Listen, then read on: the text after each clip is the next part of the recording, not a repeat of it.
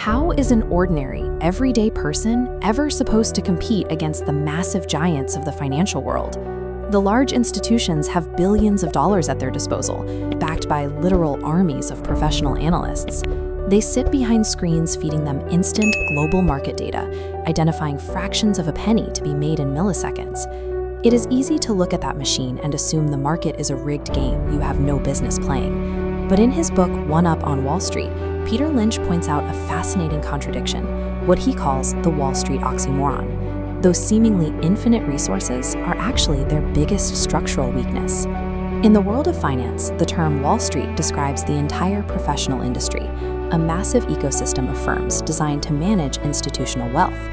The primary job of these institutions is deploying massive, sprawling pools of client money across various investments. To manage that kind of volume without total chaos, they have to rely on rigid systems, and those systems create blind spots.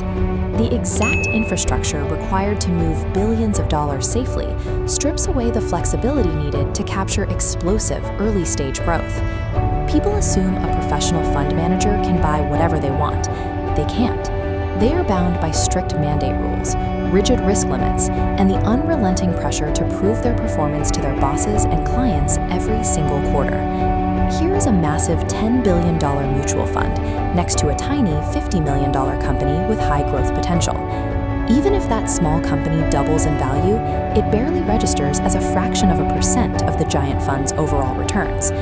For a position to make a real impact on a multi-billion-dollar portfolio, the fund would have to buy the entire small company outright. Legally and practically, that is almost impossible. The math literally forces large institutions to ignore the smallest, most lucrative growth opportunities, leaving them wide open for retail investors. This is where you step in. As an individual investor, you don't answer to a board of directors, and you don't have to follow an organizational mandate. You can take a highly meaningful position in a small, explosive company using relatively little capital. You also have the ultimate freedom, the power to hold your money in cash. If nothing in the market looks appealing, you can simply do nothing. You aren't forced to trade every day just to justify a management fee or keep your job. Your extreme agility as an individual, combined with your ability to be patient, are weapons that large institutions simply cannot replicate. But individual investors often surrender this exact advantage by making one specific mistake. They blindly follow the recommendations of experts. We are buried in an avalanche of financial media, news channels, and social media opinions. More information doesn't always lead to better decisions. It usually just leads to confusion. One analyst will tell you a stock is a rare bargain, while another goes on television to warn you that it is dangerously overvalued. When you react to every headline and talking head, you trade your agility for their anxiety. To succeed, you have to tune out the daily opinions of analysts and focus purely on the objective facts of the underlying business.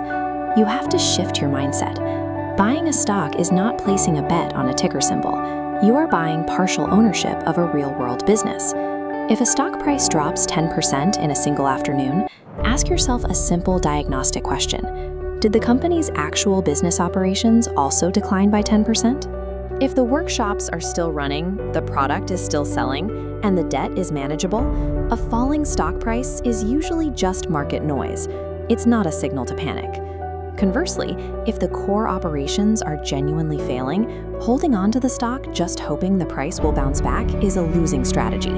Over days and weeks, the stock price will lie to you. Over years and decades, the business facts reveal the truth.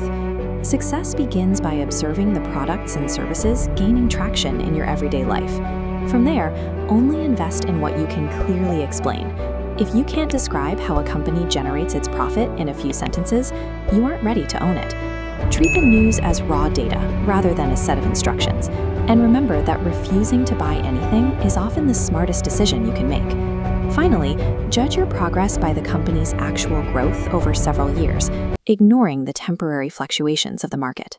By following these habits, the supposed weakness of being a small investor transforms into a highly effective, independent strategy. Basing a portfolio on your own observations at the grocery store or the mall sounds incredibly simple, perhaps too simple. It raises an uncomfortable question. Are we actually identifying value, or are we just following a gut feeling? Lynch addresses this head-on in his next chapter, where he defines the thin line between a calculated investment and a reckless bet. Subscribe to the channel to continue the journey, and join us for Chapter 3, Is This Gambling?